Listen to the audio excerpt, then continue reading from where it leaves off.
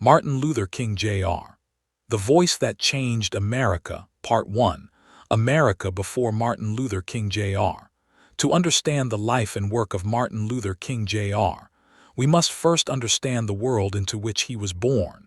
In the early 20th century, the United States was a nation deeply divided by race. The promise of the Civil War and Reconstruction had faded into distant memory, replaced by a legal system designed to enforce the complete separation of black and white Americans throughout the South and much of the North. In the former Confederate states, a comprehensive system of laws called Jim Crow had transformed the outcome of the Civil War into systematic legal oppression. These statutes mandated segregation in virtually every aspect of public life: schools, hospitals, transportation, restaurants, theaters, and even water fountains. Signs reading "colored only" and "whites only" marked the boundaries of a racial hierarchy written into state and local law.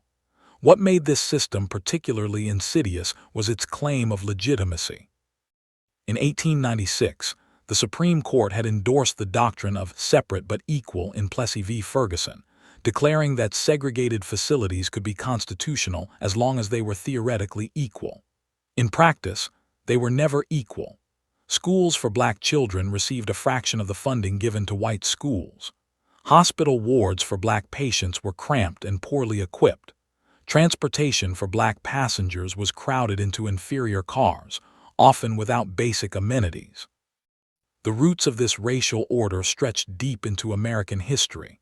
Slavery had been abolished by the 13th Amendment in 1865, and the Reconstruction period that followed had momentarily promised genuine equality. Black men gained the right to vote. Black legislators served in state governments. Black citizens held office. But this brief window of possibility slammed shut. Southern white political leaders, through violence, intimidation, and new laws, systematically disenfranchised black voters. By the 1920s, black political power in the South had been almost completely extinguished through devices like literacy tests, poll taxes, and grandfather clauses. Across the nation, both law and custom maintained rigid racial separation and subordination. This was the America that existed when Michael King Jr. was born in Atlanta, Georgia, on January 15, 1929. His birth came during the twilight of one era and the dawn of another. Economic depression was about to grip the nation, intensifying racial competition and deepening racial antagonism. Yet within a generation, this same nation would face a peaceful challenge to the entire structure of racial segregation that would ultimately transform American democracy itself. Sources used: The Sword and the Shield by Peniel E. Joseph, pages 528. Parting the Waters by Taylor Branch, pages 549. Bearing the Cross by David J. Garrow, pages 315. Part 2, Childhood, Education, and Calling Michael King Jr. Grew up in the Auburn Avenue neighborhood of Atlanta, one of the most prosperous black communities in the United States. His father, Martin Luther King Sr., was the pastor of Ebenezer Baptist Church, one of Atlanta's most prominent black institutions. His mother, Alberta Williams King, came from a family of considerable standing within Atlanta's black middle class. Young Michael, he would not legally change his name to Martin Luther King until 1934, when his father traveled to Germany and returned inspired by the Protestant reformer, was raised in a household where education, faith, and dignity were paramount values. The King household was comfortable by the standards of the era. Though racial segregation limited where the family could live, attend school, or be served, their economic position insulated them from the worst material deprivations that most black Americans faced. Yet segregation itself was impossible to escape. King would later recall in his autobiography that he first became aware of his race as a curse when white playmates suddenly became unavailable to him. The shock of realizing that legal barriers would determine the trajectory of his life marked his childhood consciousness, with an early understanding of injustice that wealth could not eliminate. King attended Morehouse College in Atlanta at the age of 15, a prestigious institution for black men. At Morehouse, he encountered Dr. Benjamin Mays, the college's president, whose example of intellectual rigor combined with Christian faith profoundly influenced the young student. At age 19, King enrolled at Crozer Theological Seminary near Chester, Pennsylvania, where he pursued ordination as a Baptist minister. It was at Crozer that King encountered the work of Mohandas Gandhi and the philosophy of nonviolent resistance.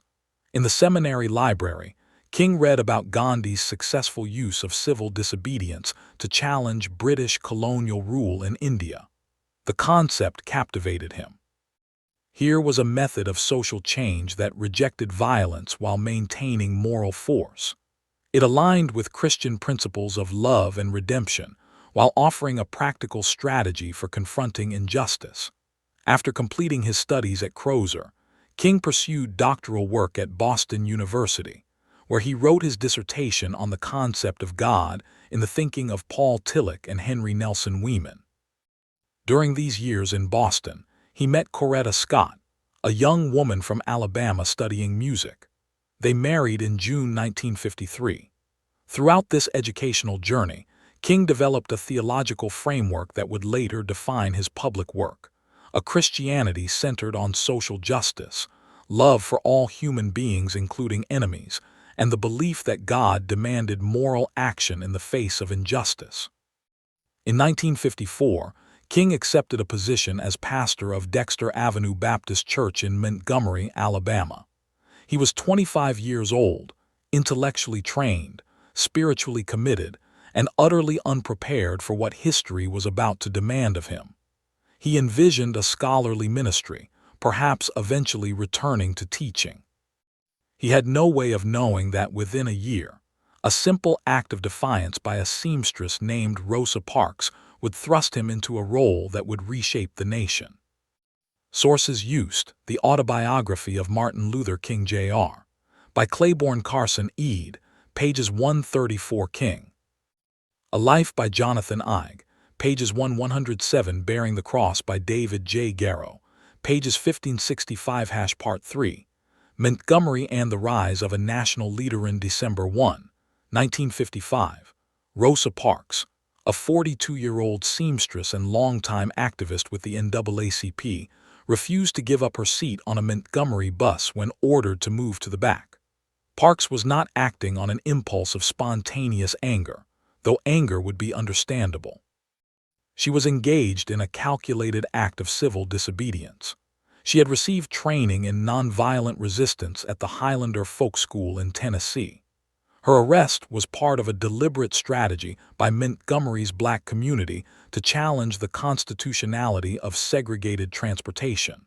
The Montgomery Bus Boycott that followed was not spontaneous either. Within days of Parks's arrest, black leaders including E.D. Nixon, Jo Ann Robinson of the Women's Political Council, and others mobilized a comprehensive response. The Montgomery Improvement Association was formed to organize the boycott, and at a crucial meeting, the organization selected the young Reverend Martin Luther King Jr. as its president. Some accounts have suggested that King was chosen because he was new to the city and therefore less encumbered by existing rivalries, though historians debate the precise calculus of this decision. What is certain is that King's role expanded rapidly. He became the public face of the boycott, delivering speeches at mass meetings that drew thousands of black Montgomeryans determined to walk rather than ride segregated buses. In these early addresses, King articulated the moral and strategic foundations of the campaign. He insisted that the boycott was not driven by hatred but by love, love for justice, love for community, and ultimately love for the oppressor as a human being worthy of redemption. He drew explicitly on Gandhi's philosophy and on Christian theology. Violence would not be used, not because black Montgomeryans lacked the capacity for resistance, but because nonviolence was morally superior and strategically more powerful. The boycott lasted 381 days. During this time, black citizens walked miles to work, carpooled, or used black-owned taxi services operating at reduced fares. White opposition was fierce. King received death threats. His home was bombed, yet the community held firm. The buses that had been profitable because of black ridership became economically unsustainable. National attention focused on Montgomery. Northern newspapers covered the story sympathetically. Eventually, Montgomery's white business leaders, concerned about economic losses, began considering compromise. In December 1956, the Supreme Court ruled in Gale v. Browder that bus segregation violated the 14th Amendment's guarantee of equal protection. The legal architecture of segregated transportation in Montgomery crumbled. When King boarded a desegregated bus for the first time, he was accompanied by journalists and photographers. The moment was symbolic of a larger shift that was beginning in American society. The Montgomery Bus Boycott demonstrated several crucial principles that would define King's future leadership. It showed that nonviolent resistance, when sustained by a united community, could achieve concrete legal victories. It revealed that economic pressure, the withdrawal of black consumer dollars, was a powerful tool, and it introduced King to a national audience as an eloquent spokesman for racial justice. In 1957, King helped establish the Southern Christian Leadership Conference, an organization that would coordinate civil rights activism across the South and position King as a leading national figure in the emerging civil rights movement. Though King was the most visible leader, historians emphasize that the Montgomery Campaign was fundamentally a community achievement, sustained by the courage and sacrifice of thousands of black men and women whose names remain largely unknown. Sources used: Parting the Waters by Taylor Branch, pages 139–206, Bearing the Cross by David J. Garrow, pages 51–92, At Canaan's Edge by Taylor Branch, pages 145 Part 4, Birmingham, Washington, and Civil Rights Victoriously. The early 1960s, the civil rights movement had grown far beyond Montgomery. Student sit-ins in Greensboro, North Carolina, and across the South challenged segregation at lunch counters. The Freedom Rides of 1961 challenged segregation in interstate transportation. Voter registration drives attempted to overcome the systematic disenfranchisement of black Southerners. Yet progress remained frustratingly slow, and the federal government, despite the election of President John F. Kennedy, showed little urgency in using its authority to enforce civil rights. In 1963, King and the Southern Christian Leadership Conference targeted Birmingham, Alabama, for a major campaign. Birmingham was chosen deliberately. It was one of the most thoroughly segregated cities in the nation, with a reputation for brutal police tactics. Commissioner of Public Safety Eugene "Bull" Connor had sworn to prevent integration by any means necessary. The campaign's organizers understood that Birmingham's violent response would shock the nation's conscience in ways that quieter resistance might not. The Birmingham Campaign began in April 1963 with sit-ins at lunch counters and marches downtown. Police arrested hundreds of protesters. As weeks passed, the SCLC made the strategic decision to involve high school and junior high school students in the marches. On May 2 and 3, young people, some as young as 6 years old, marched toward downtown Birmingham.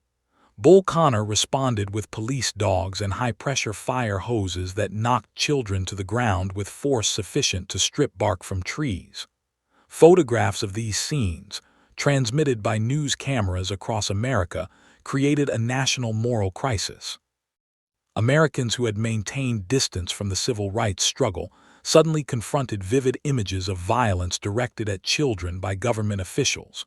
While imprisoned during the campaign, King wrote what became one of the most important documents in American history, the letter from Birmingham Jail. Written on scraps of paper smuggled into his cell, the letter was addressed to white clergy members who had criticized the protests as untimely and counterproductive. King responded with a sophisticated moral argument. He explained that the timing of justice could not be postponed indefinitely. He distinguished between just and unjust laws and articulated the moral duty to disobey unjust laws. He defended nonviolent direct action as preferable to either passive acceptance of injustice or violent rebellion. The letter, published in national magazines and later in anthologies, became a definitive statement of the moral philosophy underlying the civil rights movement. Under intense pressure, Birmingham's white business and political leaders agreed to negotiate. The city agreed to desegregate public accommodations, increase hearing of black workers, and establish a biracial committee to address other grievances. The campaign was deemed a significant victory, though it came at the cost of significant violence and trauma inflicted on the community, particularly young people. Building on Birmingham's momentum, civil rights leaders planned a massive march on Washington for August 28, 1963. The March on Washington for Jobs and Freedom drew approximately 250,000 people to the Lincoln Memorial, making it the largest political demonstration in American history to that date. The march was organized by a coalition of civil rights organizations including the SCLC, the NAACP, the Congress of Racial Equality, and others. The program included speeches by numerous leaders.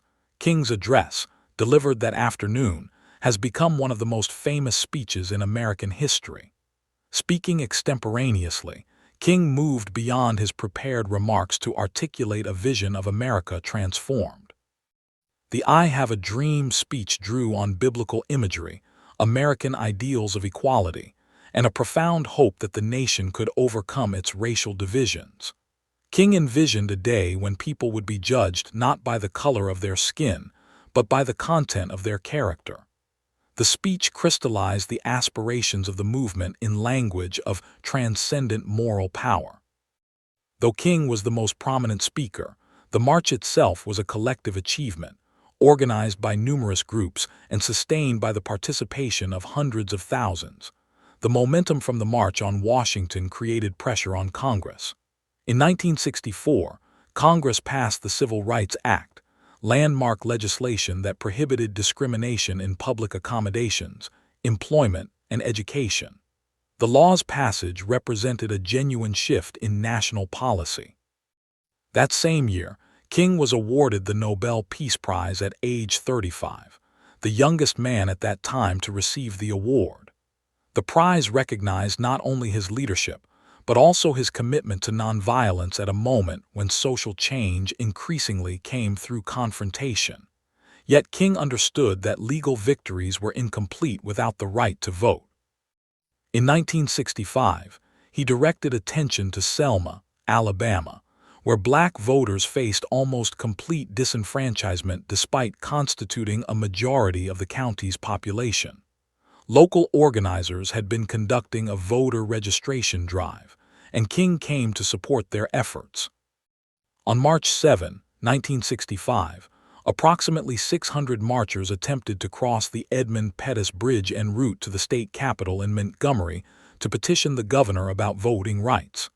State police and white civilians attacked the marchers with whips, clubs, and tear gas. The violence, captured on national television, came to be known as Bloody Sunday. The assault on peaceful marchers shocked the nation.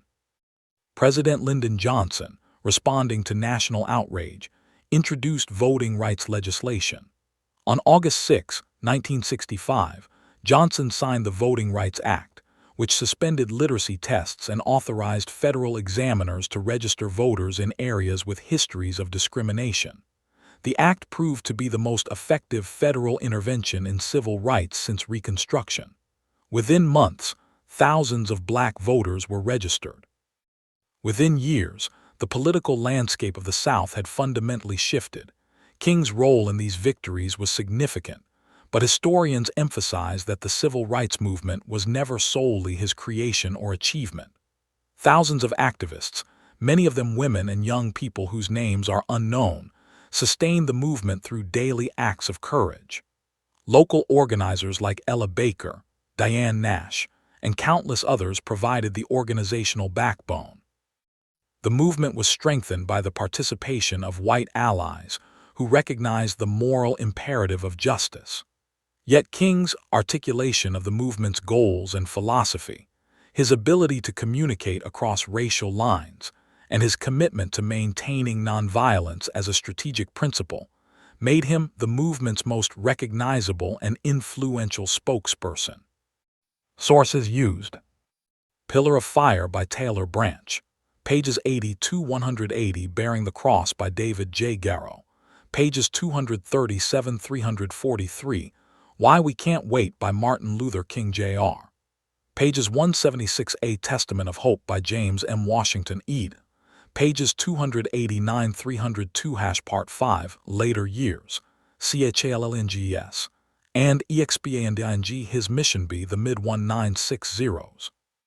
King's focus began to expand beyond the narrow question of legal segregation. In 1966, he directed a campaign in Chicago designed to address economic inequality and housing discrimination affecting Black Northerners. The Chicago Freedom Movement met fierce opposition and demonstrated that Northern racism, though lacking the explicit legal structures of the Jim Crow South, was deeply entrenched in housing policy, employment discrimination, and economic exploitation. Simultaneously, King's views on foreign policy were evolving. The United States' involvement in Vietnam had intensified dramatically. Young men, disproportionately Black men, were being drafted into a war that King came to view as unjust. On April 4, 1967, exactly 1 year before his death, King delivered a major address at Riverside Church in New York titled Beyond Vietnam, a call to break silence.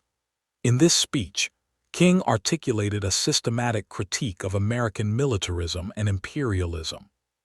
He connected the war in Vietnam to poverty and inequality at home, arguing that the resources devoted to warfare could be redirected to address the deprivation facing millions of Americans.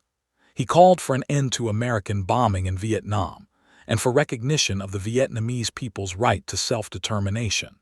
The Beyond Vietnam speech proved controversial. Numerous civil rights supporters criticized King for expanding his focus beyond racial issues. Mainstream newspapers that had praised his earlier work now attacked him. President Johnson, who had worked with King on civil rights legislation, felt personally betrayed. Yet King had come to view racism, militarism, and economic exploitation as interconnected systems of oppression. His intellectual development, informed by years of reading Christian theology, social philosophy, and political economy, had led him to a more comprehensive critique of American power. In the final year of his life, King devoted himself to organizing the Poor People's Campaign, an initiative designed to bring together poor people of all races to demand economic justice. The campaign reflected King's conviction that civil rights victories had not addressed the material poverty afflicting millions of Americans. He began planning a massive march on Washington to demand a comprehensive anti-poverty program. This work consumed much of his attention in 1967 and early 1968. During these later years, King also faced intensifying criticism from within the Black community. The rise of the Black Power movement, articulated by figures like Stokely Carmichael and James Brown, challenged King's commitment to nonviolence and integration. Some activists argued that nonviolent resistance had become inadequate to the scale of racial injustice. Others rejected the goal of integration, advocating instead for Black self-determination and community control. Scholars have debated the extent to which these internal disagreements affected King, but it is clear that the movement was fragmenting and that King's approach faced increasing skepticism among younger activists. Meanwhile, the Federal Bureau of Investigation, under Director J. Edgar Hoover, had been conducting extensive surveillance of King since the early 1960s. Hoover was deeply hostile to King and viewed the civil rights movement as potentially subversive.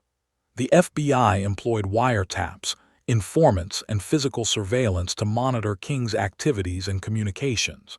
In recent decades, declassified documents have revealed the scope of this surveillance. Some early allegations by the FBI suggested connections between King and communist activists. Historians have thoroughly investigated these claims and found no evidence that King was a communist or that his civil rights work was directed by communist organizations.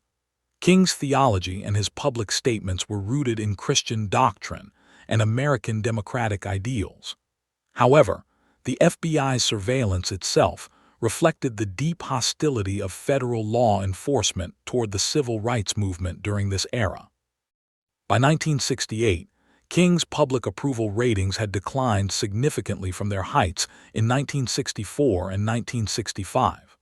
White Americans, who had supported civil rights when the issue was segregation in the South, were less sympathetic to campaigns addressing economic inequality and militarism.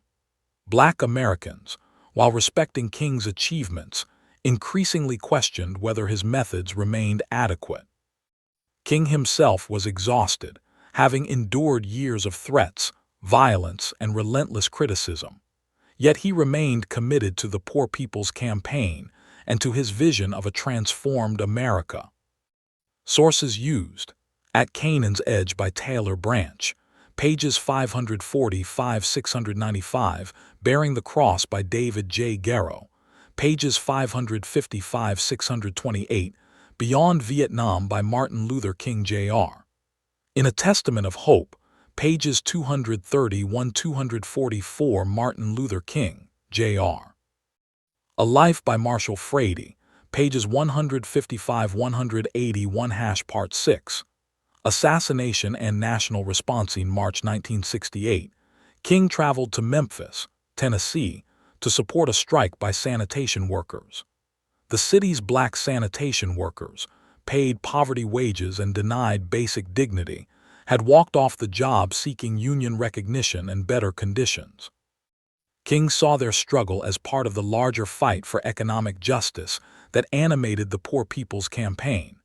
He was scheduled to march with the workers on March 28. That march turned violent when some young people broke windows and engaged in property destruction. Police responded with force, and King was whisked away from the scene. The violence troubled him deeply. He had dedicated his life to nonviolence, and now it seemed that his presence was unable to prevent eruptions of anger and desperation. He resolved to return to Memphis and conduct a successful nonviolent march to vindicate the principle he had championed for so long. On April 3, 1968, King delivered what would be his final speech, titled, "I've Been to the Mountaintop." Delivered to a crowd at Mason Temple, the speech moved between passages of intimate personal reflection and prophetic vision. King spoke of having been to the mountaintop and seen the promised land. He expressed confidence that the movement would reach its destination, though he personally might not arrive there. The speech contained premonitions of death, though it was not framed as a suicide note or acceptance of martyrdom.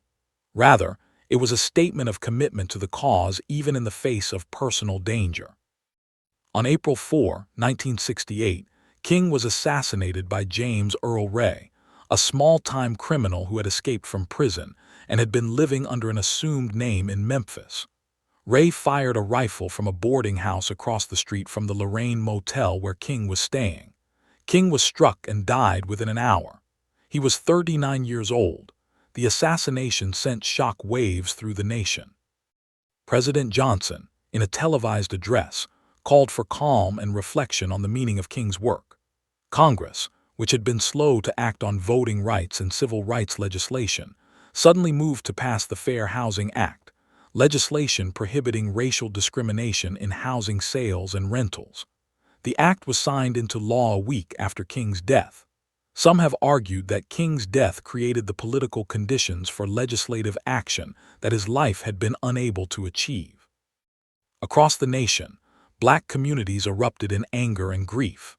Riots occurred in more than 100 cities. Fires burned in Washington, D.C., in Baltimore, and Chicago. The violence reflected the rage and despair that had been building as civil rights victories failed to address underlying economic inequality, and as the Vietnam War continued to consume national resources. King's funeral, held in Atlanta on April 9, 1968, drew an estimated 100,000 mourners.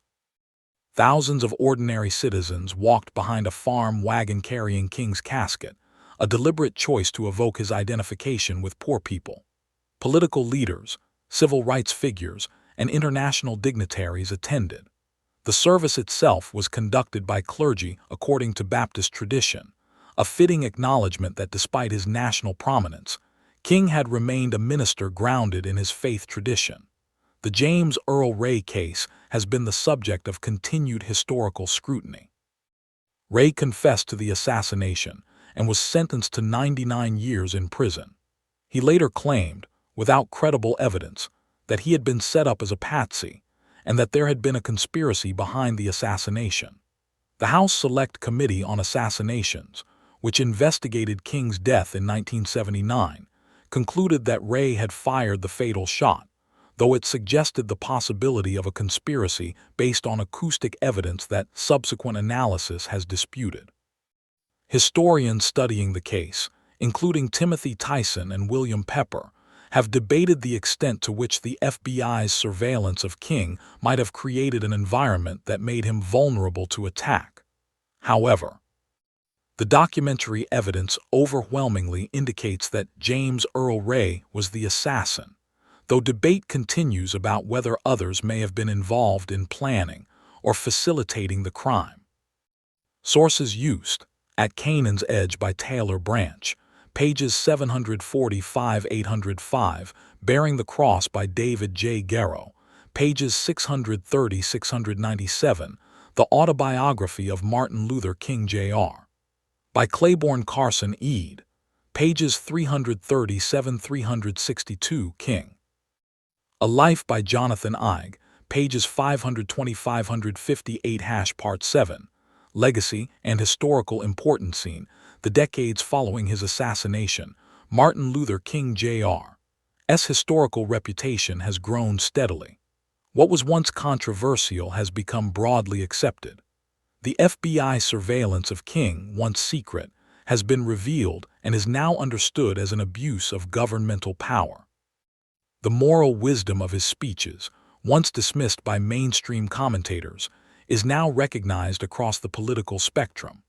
Yet the process of historical understanding has not been simple or without contention. In the immediate aftermath of King's death, his more radical critiques of economic exploitation, of American militarism, of the limits of legal equality without economic justice, were largely set aside. Public memory focused on the "I Have a Dream" speech and on King's role in achieving the Civil Rights Act and Voting Rights Act. This selective memory, while honoring his achievements, obscured the full scope of his thinking and the challenges he posed to American society. The establishment of Martin Luther King Jr. Day in 1983, first celebrated nationally in 1986, represented a significant cultural shift. The holiday was the first federal holiday established to honor an African American. Yet some scholars have argued that the holiday itself was sometimes used to domesticate King's legacy, celebrating him as a hero of the past, while ignoring the ongoing relevance of his critique of inequality and injustice. Since the 1990s, a new generation of King scholars, including Taylor Branch, David Garrow, Jonathan Eig, Marshall Frady, and others, have conducted comprehensive historical research based on newly available archival materials, oral histories, and declassified government documents. This scholarship has enriched our understanding of King as a complex historical figure. We now understand him not as a solitary genius, but as one leader among many within a broad movement. We understand him as a minister whose theology evolved as he confronted the realities of racial oppression. We understand him as an intellectual who engaged seriously with philosophical and theological texts. We understand him as a husband and father whose personal relationships were complicated by the demands of his public role. King's influence on subsequent movements for social justice has been profound. The civil rights movement's strategy of nonviolent direct action has been studied and applied by movements around the world. The movement against apartheid in South Africa, the democracy movements in the Philippines and Eastern Europe, the Arab Spring, and countless other campaigns for justice have drawn explicitly on King's philosophy and methods. His insistence that social change is possible through moral persuasion and disciplined nonviolent resistance has inspired activists across continents and generations. At the same time, King's legacy has been claimed by diverse political movements with sometimes contradictory purposes. Conservatives have cited King's call to judge people by the content of their character as an argument against affirmative action, a position that betrays the economic and historical context of King's statements. Progressives have drawn on his later critiques of militarism and economic inequality to support various policy positions. King himself, were he alive, would undoubtedly dispute some of these interpretations, but his legacy belongs now to history and to the peoples of the world who have inherited the unfinished work for which he gave his life.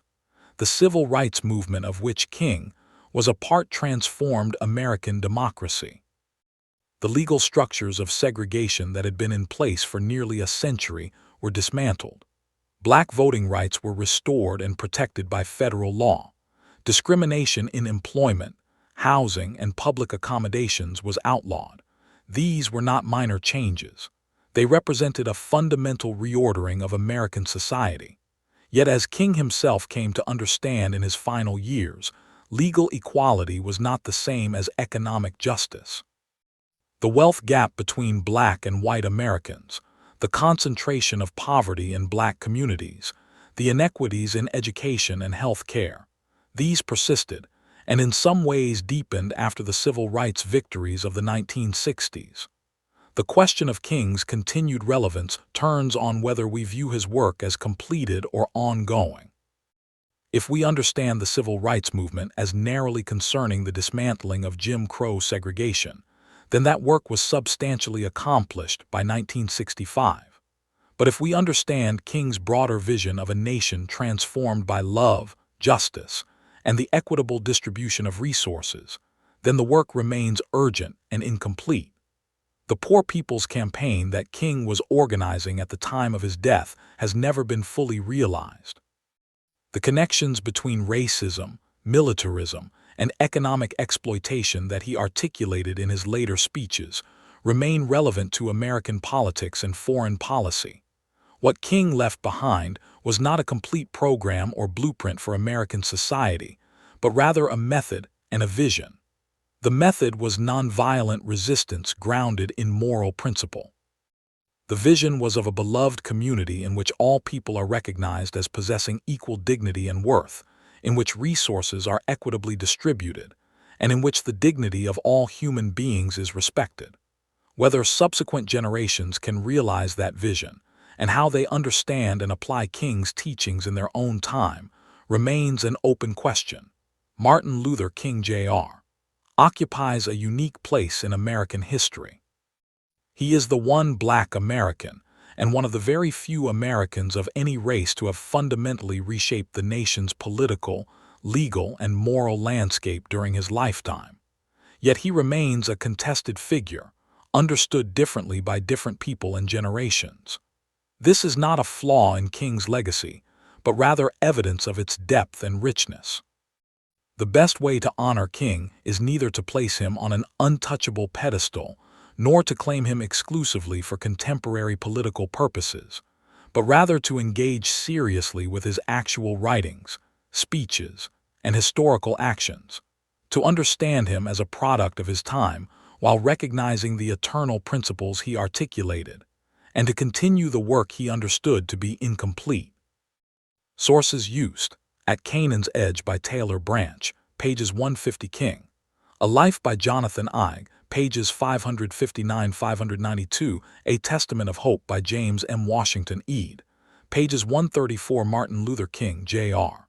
A Life by Marshall Frady, pages 181–210. The Sword and the Shield by Peniel E. Joseph, pages 400–450. Strength to Love by Martin Luther King Jr., pages 128.